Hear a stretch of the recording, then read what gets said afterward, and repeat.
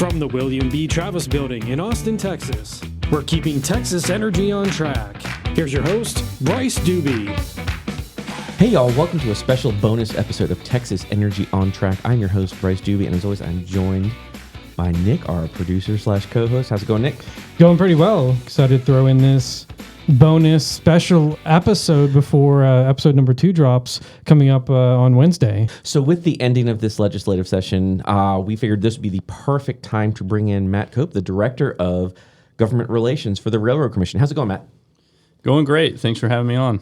So I appreciate, first of all, you taking time out of your schedule. You just kind of came through a lot with the legislative session. For folks who don't know, kind of, how does all that, what is when we talk about session, we know here in Texas is every 2 years. What does it really mean for a state agency like the Railroad Commission? What kind of goes into all of this? Yeah, like you said, the Texas legislature is a bit unique in that it meets every other year, every odd-numbered year, and it meets for 140 days. So it's really a 140-day sprint, and in that 140 days, the legislature is expected to conduct all of the governing for the state that it's going to need for 2 years. For a government agency like us, a state agency, if you think back to Schoolhouse Rock and you remember that there's the 3 branches of government, we fall into the executive branch.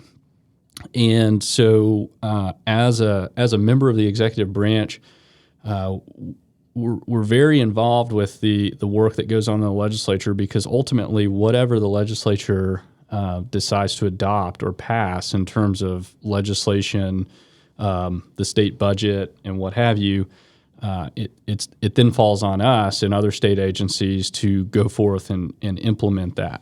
So what does it mean with you and your team? I mean, session kicks up, folks go over there. How does government relations fit into all of that? So as you said, my role is the Director of Government Relations for the agency, and so primarily my focus most of the time, but especially during the legislative session, is serving as a liaison between our agency and the state legislature.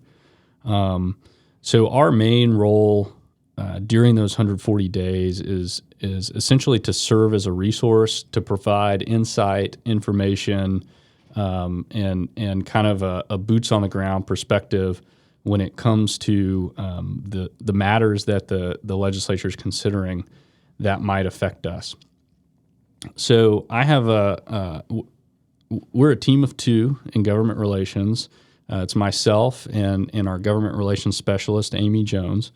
And throughout the 140 days of the session, we're tracking all legislation that moves through the process, looking for any legislation that will affect us either directly or indirectly, and in making sure that legislative offices, legislators, and their staff have the information they need to best do their jobs. So throughout the legislative session, there's kind of 2 main buckets that I would put our focus into. One would be the legislation side of things, so bills that are moving through the process with the goal of becoming law, and then the other would be the budget. So I'll start with the budget. As it moves through the process, we're brought in to kind of serve as an expert in terms of what our budget needs are. We inform, well before session starts, we inform the legislature of how our budget biennium went that we're currently in, and what we project as our needs for the future. And that data is used to then formulate initial drafts of the state budget. Along with that, our leadership, primarily the chairman of the commission, which during the legislative session was Christy Craddock. Our leadership will interact with the members of the legislature and testify at the various budget hearings. Really sort of our priorities, like financially, like what things or goals moving forward in addition to sort of the baseline. I mean, there's salaries and there's regular expenses, I would imagine. But then, hey, here are the things also that we potentially need additional appropriations for and things like that. Exactly, yeah. So our needs and priorities is a great way to explain it. So we'll we'll go and we'll let them know kind of what our baseline needs are, like you mentioned, for salaries and operational needs and things of that nature. But we'll always, every session, have what we call some exceptional item requests. And that falls into that category of priorities, like you mentioned, things that might be outside the day-to-day operation of the agency that we need some support for. And so we had a number of different exceptional item requests that we made this session, and we were fortunate to have most all of those funded. The state has been fortunate for the last few sessions to be on a good financial footing, due in large part to the oil and gas industry and other industries that we regulate. And so I think the legislature, in recognizing that and in wanting to maintain and foster that success, is very cognizant of the needs that our agency has and the needs that the overall oil and gas and energy industry have, including areas outside of oil and gas that we might regulate. Yeah, and I know, kind of the elephant in the room, the big sort of request for an exceptional item this year. We asked for $100 million for orphan well plugging, which is a really great interlude just for listeners out there. Our next episode that's going to be coming out is going to deal all with orphan wells and how that works. We were talking to one of our subject matter experts who is out in the field plugging wells. But this was a big ask for some money to take care of specifically these emergency wells and these more high priority wells that are out there. So we asked for $100 million. Just how did that go? Just to jump to the conclusion, that request was funded. It was funded in through what's called the Supplemental Appropriations Bill. Every legislative session, the legislature passes a state budget, and that is a forward-looking budget to handle the upcoming fiscal biennium. So for this session, the budget that the legislature passed is going to fund fiscal years 26 and 27. When you come into a legislative session, there's oftentimes, or really every session, going to be another budget type bill called the Supplemental Appropriations Bill. And that does one or two things. You use that to pay bills that weren't covered in the current biennium from the last legislative session. And in fortunate biennia, like we've been in lately, where there's revenue left over, the Supplemental Appropriations Bill is used to put that funding to use. And so our oil and gas orphan well plugging exceptional item request was funded in that Supplemental Appropriations Bill at the full amount of $100 million. And that was actually signed by the governor just last week. Which is great, because that's also in addition to our regular funding that we receive for operations for well plugging and things. So this is really going to help us get out in front of a lot of these, again, emergency wells that there are costs that are associated with some of these ones that are a bit more complicated to maybe plug and things like that. So that's for the agency. It sounds like that's a pretty great thing that happened. We really, really appreciate the support from the legislature. And for sure, I think they see the need and have seen the need and understand that without some additional support, we'll keep falling behind in terms of being able to get those wells plugged. And so we certainly appreciate their recognition of that and funding that item. What are some of the other big ones? That was kind of a big one for us, but I know there were a few things when we were listening to testimony this year with then Chairman Craddock was talking about some of her priorities at the time that we've been working towards on the technology front, some data systems and reporting. And we had a couple other things in there that I think were fairly significant. Yeah, absolutely. Just a few highlights that I think are worth covering. We also requested some funding for what we're calling the produced water and injection data reporting system. We requested a little over $7.5 million, and that was funded as well. And that will help us keep better data on produced water and injection pressures and things of that nature. So that was funded, and also as part of our recent revamp of rules around the treatment and processing of waste, we requested some funding to develop what we're calling an authorized pit registration system. So we requested about $2.7 million for that, and that was also funded. And so that will go into putting that system together and helping to implement those newly revamped rules. And in recognition of that work, or understanding the need there, the legislature saw fit to fund us about $10 million to close that work out. And very, very grateful for that. And I think they'll definitely benefit us both within the agency and the work we do here, but also the public that uses our data in their day-to-day work. And modernization is also really big. That's going to help us. The way technology is going, we're pushing through the 21st century. We already have nearly 100 million records digitized, and now this will help update our GIS cloud systems and other things. I know that's something that Commissioner Craddock was really big on, was getting this funding and helping to update our system. So, I mean, that's going to help out a long way for the people that work here at the agency, but also, I mean, transparency and efficiency within the industry and the public as well. Yeah, absolutely. Like you said, we have folks within our industry that access that data every day. Landmen and geologists and folks who are researching our old records that are now digitized. Folks who use our GIS data, that affects their day-to-day work. So the better we can do as an agency, the better they can do, the better the industry can do. And so that's one that really has a direct impact on the folks that we serve here at the agency. But I mean, what are some of the other things that folks may have seen in the news or may have heard about coming out of this session? Yeah, certainly. So kind of like you mentioned, some of the most important ink actually just dried.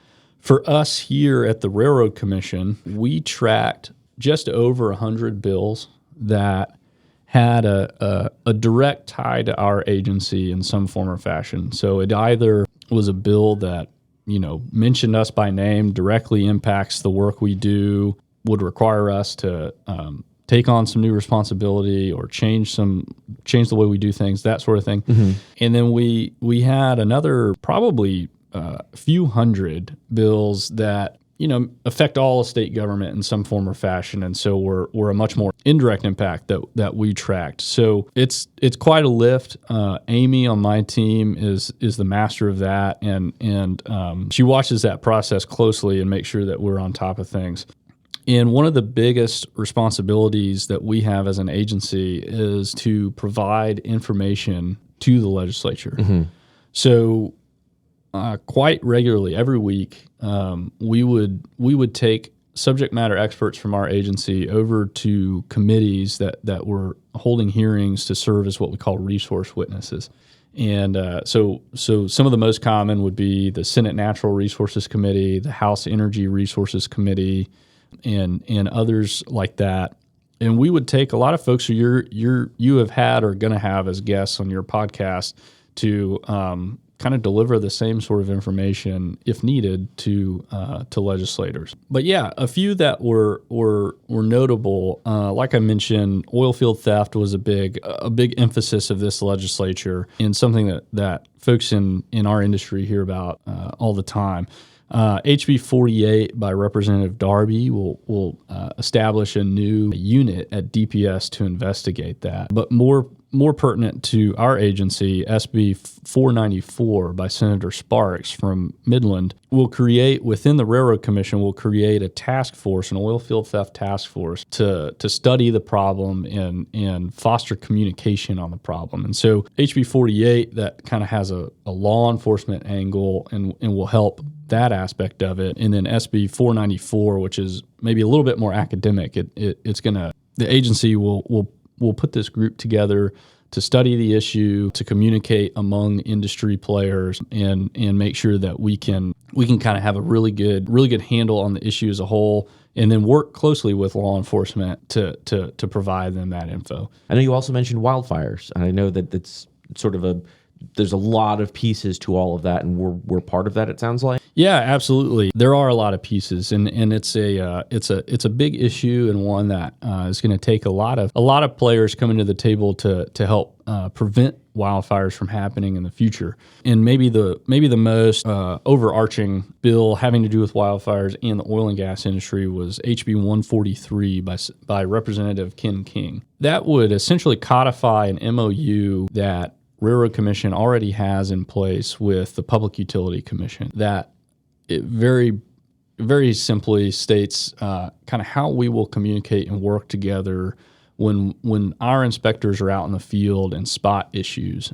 So as a result of that bill in particular, our district offices, our inspectors are putting a kind of a renewed emphasis on making sure that they're looking out for and noting issues that have to do with electrical infrastructure. And in fact, we've already begun training for all of our inspectors, all of our oil and gas inspectors, that is, to bring them up to speed on what they need to be looking for and what needs to be done when issues are spotted. And so that kicked off last week. And I believe, if not already, we've already got all of our inspectors retrained, if you will, on those issues. Thank you so much for your time. This is always like really informative to kind of see behind the scenes on what goes on, because a lot of times just speaking just a text and you hear the news and you hear sessions going on, know this bill's doing a thing, and you don't necessarily know all the different equities to all of this. So this is hopefully it was informative for me. Hopefully our listeners appreciate it as well, as kind of a bonus intro into everything that's been going on in Austin the past, as you said, 140 days plus a veto period. So thank you, Matt, so much for coming on today. For our listeners out there, I'll hand it off to Nick. Yeah, episode number 2 coming out on Wednesday, July 2nd, leading into Independence Day weekend. So a lot of people are be hitting the road or getting with family, friends. Make sure you share the podcast, download it, whatever you got to do to get your friends and family to talk about it. We're on all the major podcast apps, Apple and Spotify and iHeartRadio and all that fun stuff, Amazon, Audible. So be sure to, spread the word, download, and share the podcast as we head into episode 2 on July 2nd, which is going to be the Orphan Wells well plugging. As you mentioned, Bryce, talking to Travis Bear from our South District to get in all some pretty fascinating details. And you could always follow along with the Railroad Commission on X or still call it Twitter, TXRRC, also on LinkedIn and Facebook, Railroad Commission of Texas, Instagram, Railroad Commission of Texas. We make it easy for you. Just search for us. So all of our accounts have the check mark, so you know that it's actually our account putting out that information. Yeah, so once again, thanks everyone for joining us. We'll be back with another episode soon. This is Bryce Dubé with Texas Energy on Track. We'll talk to y'all soon.